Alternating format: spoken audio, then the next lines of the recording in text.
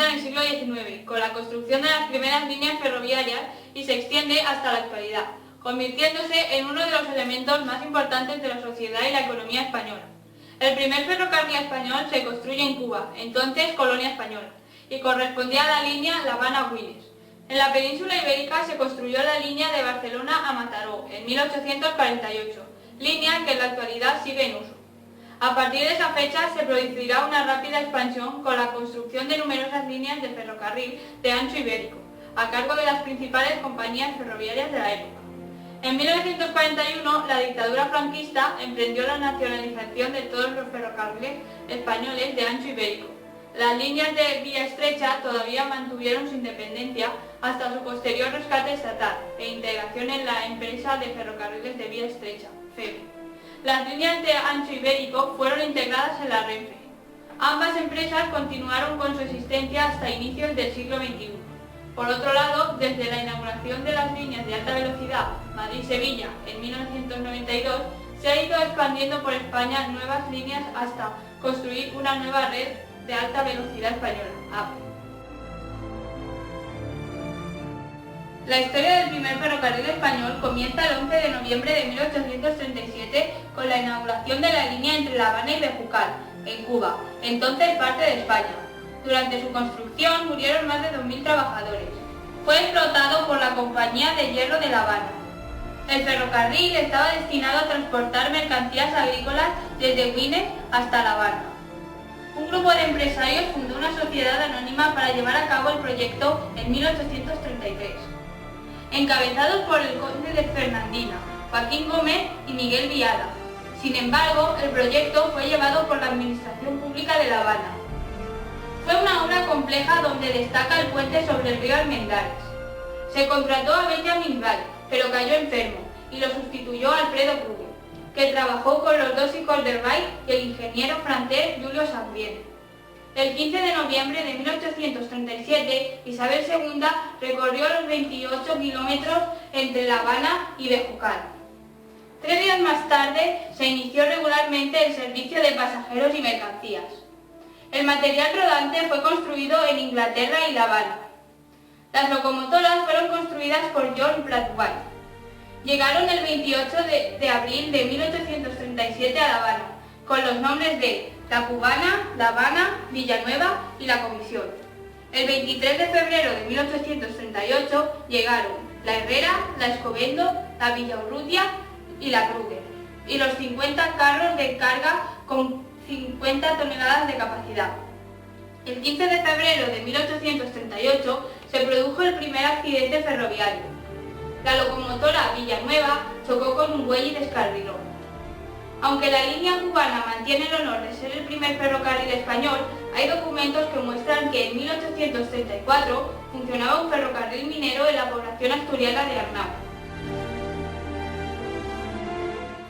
El primer ferrocarril peninsular. Cuando el 19 de noviembre de 1837 se inaugura el ferrocarril en Cuba, en el acto de inauguración estaba presente el catalán Miguel Viada. A Miguel le gustó tanto la empresa cubana que dijo: cuando vuelva a mi país, antes de un año habré unido Barcelona con mi pueblo. En 1840, Viada regresa a su tierra y comienza a desarrollar el proyecto del ferrocarril entre Barcelona y Mataró, destinado al transporte de mercancía y viajeros. Se pone en contacto con José María Roca, solicita el permiso de construcción al gobierno español el 30 de junio de 1843 y lo aprueban el 30 de noviembre. Roca y Viada consiguen el apoyo de accionistas de Barcelona, Puerto Rico y Cuba, consiguiendo construir la empresa con 1 millón de duros el 31 de julio de 1844, quedando Viada al frente.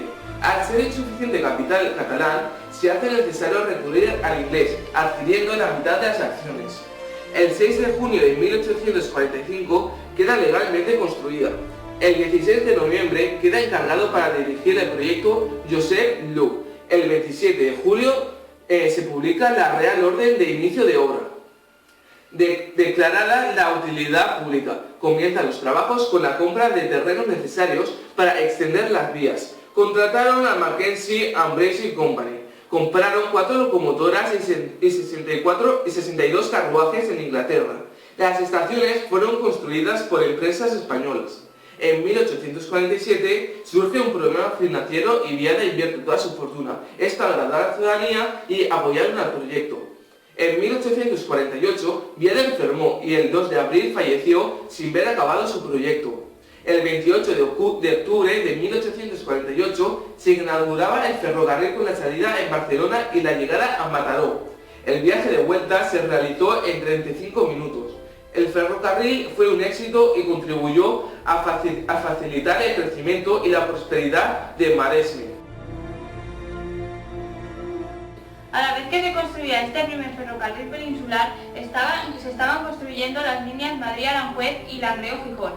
El ferrocarril de Aranjuez, también conocido como Tren de la Presa, fue finalmente inaugurado por Isabel II el 9 de febrero de 1851. La importancia estratégica de la línea era elevada, porque suponía el primer paso del ferrocarril desde Madrid hasta Andalucía y Levante. En Valencia, con José Campo Pérez a cargo, se comienzan las obras del ferrocarril que une Valencia y Játiva. Esta línea se inauguró el 20 de diciembre de 1854. En Andalucía, el 23 de septiembre de 1859, se aprobó la construcción de un ferrocarril que uniera Jerez de la Frontera y el Portal. Debido a una serie de problemas económicos y a la falta de apoyo municipal, no llegó a realizarse. Sería en 1856 cuando se construyó una línea entre Jerez de la Frontera y el puerto de Trocadero, con el objetivo de transportar las botas de vino hasta el puerto para llevarlas al Reino Unido. La construcción de la red ferroviaria se puede dividir en tres fases. La primera gran expansión, la crisis financiera y una nueva etapa constructiva. Hacia 1856 comienza a crearse en España las grandes compañías y líneas ferroviarias. Será en este año cuando se comienza la construcción del ferrocarril Madrid-Hendaya. 2 años después, la fundación de los caminos de hierro del norte de España terminará la construcción del ferrocarril a Irún. También comienza su actividad de Madrid a Zaragoza y Alicante, MZA. Hasta la época de la Guerra Civil, muchos de los ferrocarriles españoles están principalmente en manos del capital francés. En el Levante, el empresario José Campo fundó la Sociedad de los Ferrocarriles de Almansa, a Valencia y a Tarragona, AVT, compañía que llevó a cabo los trabajos de construcción de la línea de Valencia a Tarragona.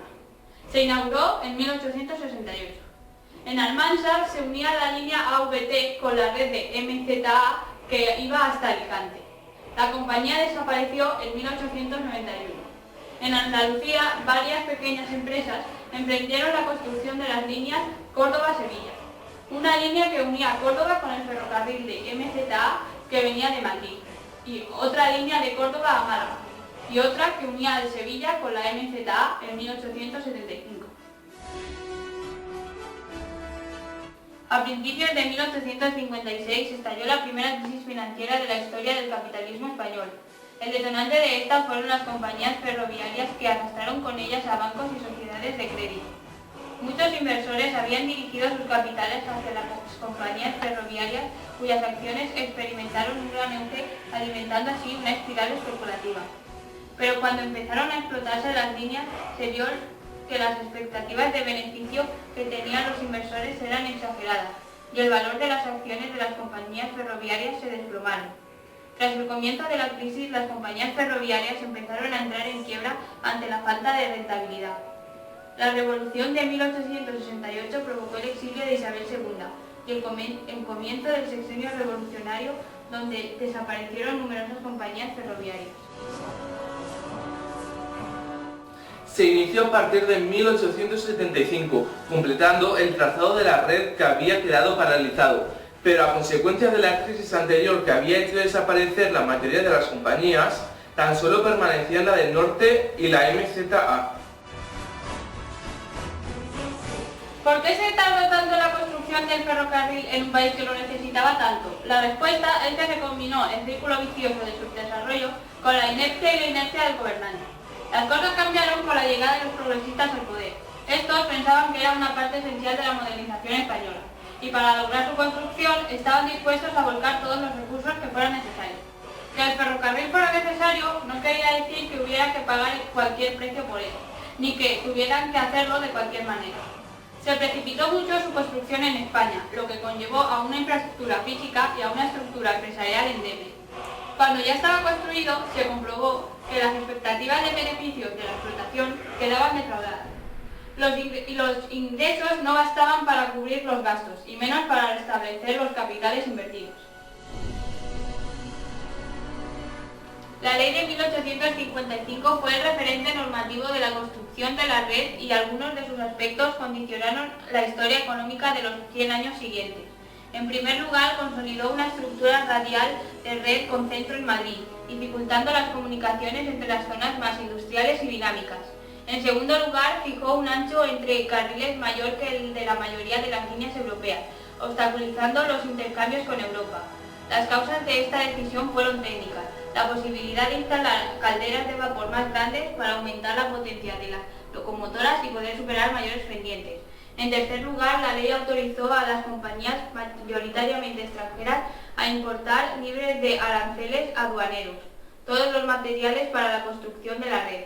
Esta franquicia arancelera ha sido considerada como otra oportunidad perdida para intercambiar el crecimiento industrial de España, ya que no se produjo, como en otras economías europeas, un aumento de la demanda interior sobre el sector de siderurgia o de maquinaria para construir la red.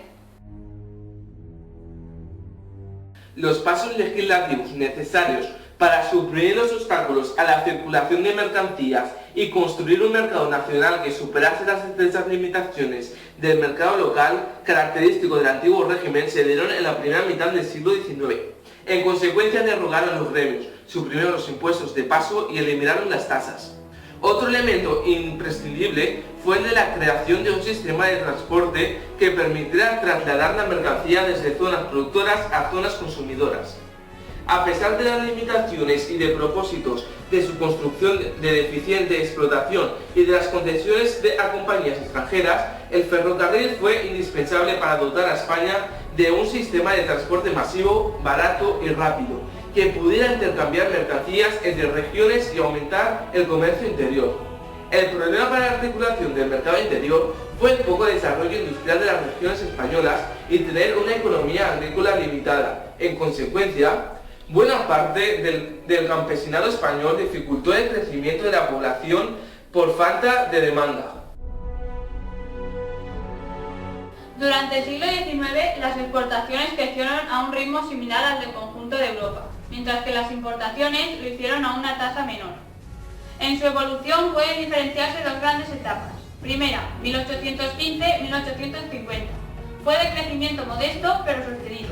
Y la de la segunda, 1850-1900, fue de mayor aumento por la influencia de la expansión del comercio internacional. La estructura por productos refleja muy bien la transformación de la economía del siglo XIX.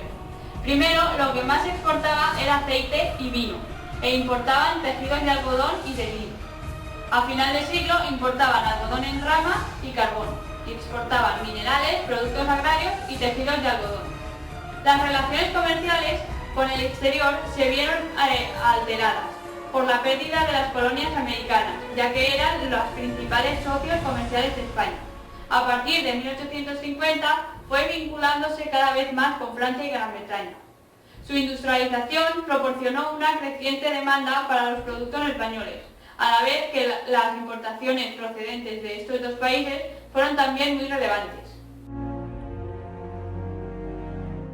En 1845 el gobierno impulsó una reforma liberal, reforma Mont-Santillán, para eliminar exenciones fiscales de los privilegiados y aumentar la recaudación sobre la base de la igualdad sobre el impuesto.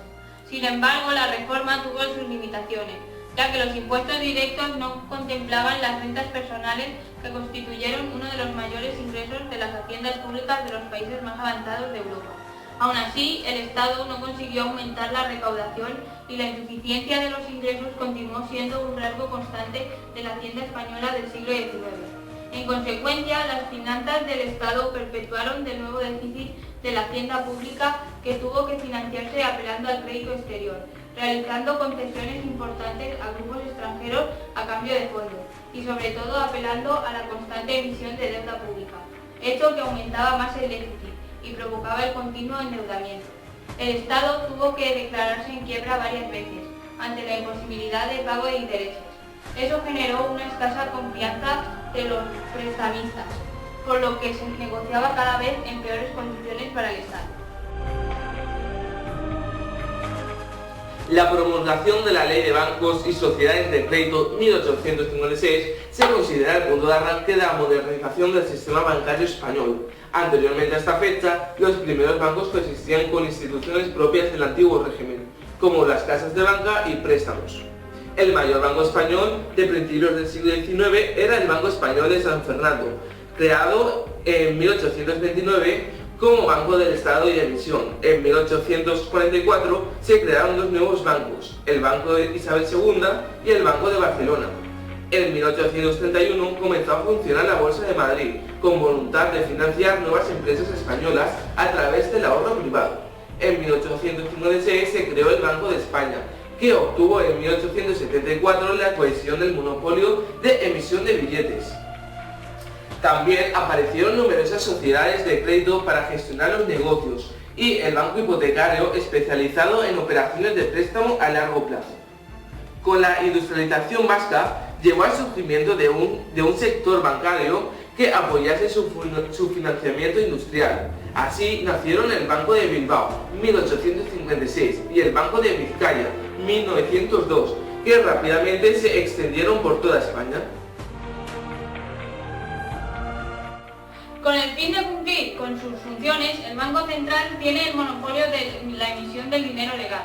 Por tanto, el Banco Central, dependiendo de las condiciones económicas del país, decide emitir o drenar liquidez del sistema a través de diferentes herramientas como pueden ser las operaciones del mercado abierto, facilidades permanentes y reservas mínimas.